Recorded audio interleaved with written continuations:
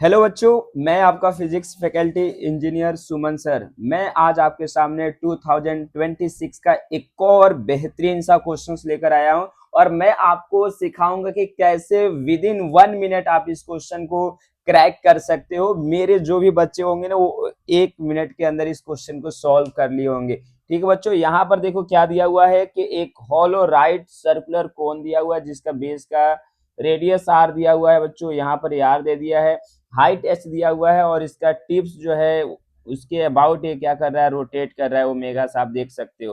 Okay, about the z axis. और यहाँ पर बोल रहा है कि with an angular velocity omega as shown in the figure the cone carries a total charge q uniformly distributed on its curved surface. The magnitude of field at a point z इतना दे दिया है और are का value जो दिया हुआ है, सारा चीज दिया हुआ है।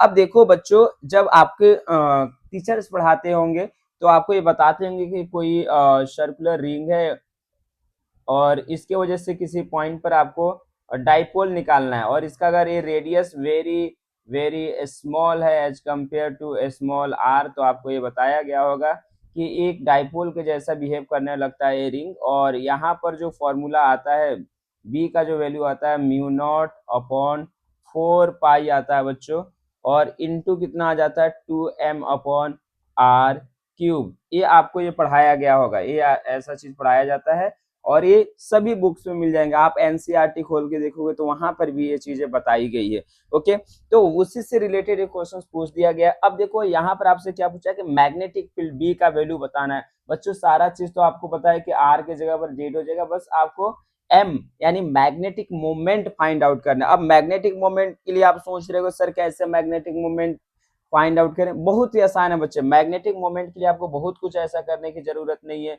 सिंपल सा चीज क्या करना है बच्चों कि मैं जो बच्चों को सिखाता हूँ कि m by l is equal to क्या होता है बच्चों, q बाई 2m होता है। m मैग्नेटिक मोमेंट हो गया, तो m is equal to q upon 2m। और ये l जो है बच्चों क्या है, l का जो वैल्यू होता है i इंटू ओमेगा होता है, एंगुलर मोमेंटम है। तो यहाँ पर ये हो जाएगा 2m और i का जो वैल्यू हो जाएगा 1/2mr²। कोन जो है एक सर्कुलर डिस्क के जैसा होता है, 1/2mr² और इंटू क्या हो जाएगा, यहाँ पर ओमेगा आ जाएगा। मास और मास को कैंसिल आउट कर दो, तो यहाँ से आप देखिए जो वैल्यू आया निकल कर क्यू ओमेगा r² बाई कितना आ गया, 4 आ गया। अब ये आ गया आपका m का वैल्यू। अब इस वैल्यू को क्या कर देना, इसमें सब्स्टिट्यूट कर देना। b इज इक्वल टू कितना आ जाएगा, म्यू नॉट अपॉन 4 पाई, म्यू नॉट अपॉन 4 पाई और 2m अपॉन आर क्यू बच्चों।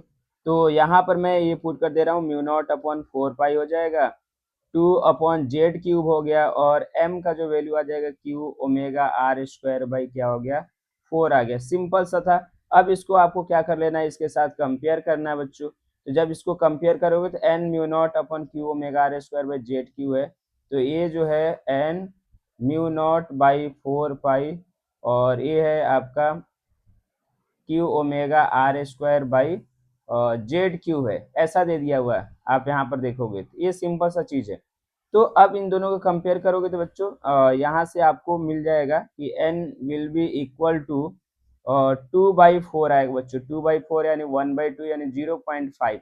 सिंपल सा क्वेश्चन, बहुत ही आसान सा क्वेश्चन और ये जेई एडवांस में पूछा गया था। तो अगर आप भी चाहते हो कि इतनी आसानी से जेई एडवांस के क्वेश्चन को सॉल्व कर लिया जाए, तो बच्चों आपको मेरे चैनल को सब्सक्राइब करना पड़ेगा और ऐसे ही वीडियोस तभी आपके पास कंटिन्यू पहुंचते रहेंगे। Okay, thank you so much.